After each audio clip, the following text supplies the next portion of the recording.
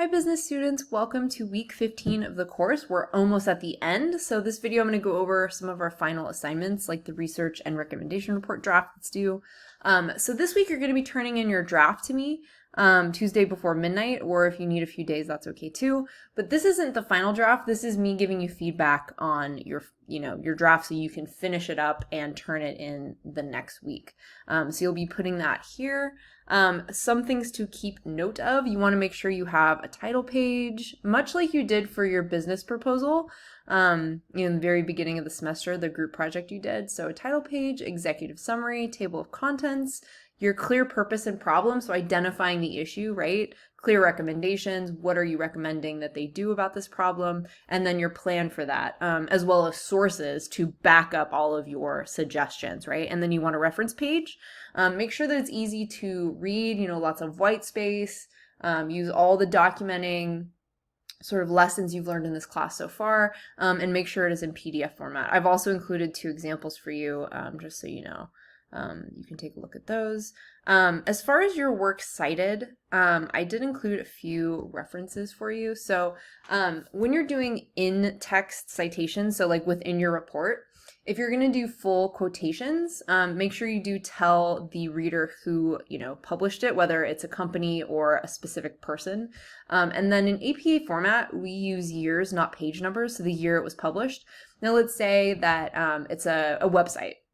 Just look at the year of the website. Usually it's at the very bottom of the website page and it'll have the year, and that's what you would put there.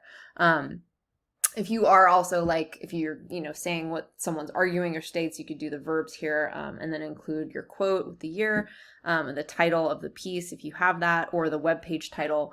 If you're just doing paraphrasing or partial paraphrasing, this is kind of what I prefer.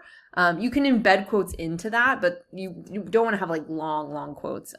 If you're just citing numbers or whatever, you can do that too. So again, if you're using a paraphrase or a partial paraphrase, you would just include the author or the company or organization's name and then the year. Okay, so you want to at least have that much in little brackets at the end of the source. So again, a source is anything that's not your own kind of thinking. So if you look something up online or you hear something, you read something, that's something that you want to cite.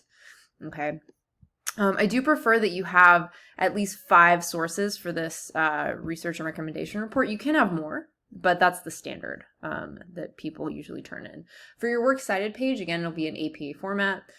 You'd want to have things like this, so the last name of the author, the first name, or if it's just a company or organization that you're citing from, that's fine too, you'd put that there. The date it was published, the title, or the title of the web page, and then again, the publication or website in the URL right there. And here's an example to give you of one. And then make sure it's in alphabetical order determined by that first letter in the list. So D, would go first in that. Okay. So again, make sure you have at least 5 references, and you can use references from a variety of sources, whether it's, a video clip from a news source or even a written news source, a credible blog, a credible YouTube video, or even from the company's website themselves. If you are citing any graphs or charts, do make sure that you provide the, if you're going to cite an image, you would put the caption at the very bottom at the end of the image and kind of where you got it from, whether it was from the company website or wherever it was that you got it. So do make sure that you cite that, and that does count as a source on your works cited page. Okay. I do like images in reports, so if you feel like you want to do that, it's always better to include that. Wait, let me go. Hold on. Let me head back and go to the examples. Here we go. So for example, it's just always nice to have an image.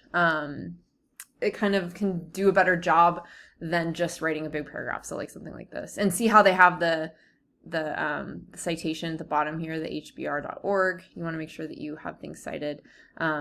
This is really nice. I think the student actually created this, so they didn't have to cite it. If you want to create your own charts, you can as well. But yeah, I just find that it's nice to see them. It gives somebody something to visually look at too. So yeah, so that'll be it for this week. So you're just submitting your draft for my review. And then next week you will be submitting your recommendation report presentation. That'll be in Flipgrid. and you'll be doing your slides as well. So for the slides, basically just think of it the same thing as your proposal. It's kind of like an overview of your report. Your presentation's about 5 minutes, so it doesn't have to be super long, but here's an example of someone who presented their slides. Let's go through them.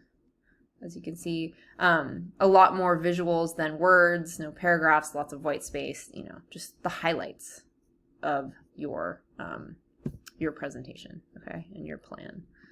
So that's an example that you can look at if you need it. All right, so I'll post another video next week, and if anyone has any questions, feel free to reach out. Thanks. Bye.